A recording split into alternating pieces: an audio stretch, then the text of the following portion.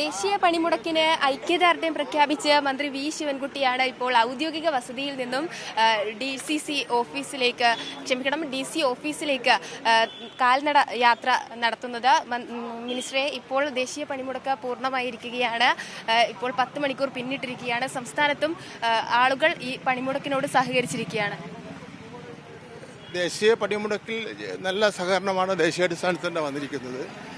അതിൽ തൊഴിലാളികളെ സംബന്ധിച്ചിടത്തോളവും ജനങ്ങളെ സംബന്ധിച്ചിടത്തോളവും അവരുടെ വളരെ അത്യാവശ്യ ആവശ്യങ്ങളാണ് ഉന്നയിച്ചിട്ടുള്ളത്. തൊഴിലാളി വിരുദ്ധ നിലപാടാണ് കേന്ദ്ര ഗവൺമെൻറ് പിന്തുടർന്ന് വരുന്നത്.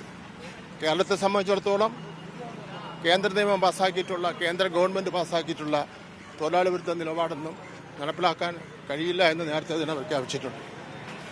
തീർച്ചയായും ഇത്തരം തൊഴിലാളികളുടെയും കർഷകരുടെയും പ്രശ്നം ഇങ്ങനെ ഉണ്ടാകുമ്പോഴും അവരോടൊരു ചർച്ചയ്ക്ക് പോലും കേന്ദ്രം തയ്യാറാകുന്നില്ല എന്നുള്ളതും ചൂണ്ടിക്കാണിക്കേണ്ടതല്ലേ?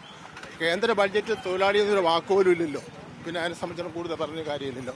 കർഷകർ എത്രമാത്രം സമരം ചെയ്തു, തൊഴിലാളികൾ എത്രമാത്രം കഷ്ടപ്പെട്ട് സമരം ചെയ്തു.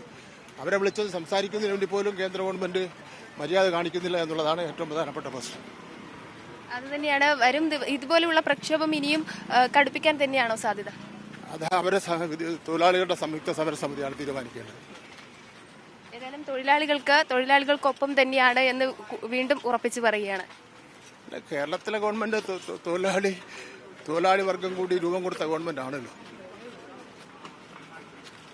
ഏതായാലും മന്ത്രി വി ശിവൻകുട്ടിയാണ് തൊഴിലാളി വിരുദ്ധ നയങ്ങൾക്കെതിരെയുള്ള കേന്ദ്ര സർക്കാരിന്റെ ഇത്തരത്തിലുള്ള ഒരു നയങ്ങൾക്കെതിരെയുള്ള പണിമുടക്കിൽ ഐക്യദാർഢ്യം പ്രഖ്യാപിച്ചാണ് മന്ത്രി വി ശിവൻകുട്ടിയും അണിചേർന്നിരിക്കുന്നത്. ക്യാമറ പേഴ്സൺ ബിച്ചു പൂവച്ചലിനൊപ്പം മാനസ മനോജ്, കൈരളി ന്യൂസ്, തിരുവനന്തപുരം.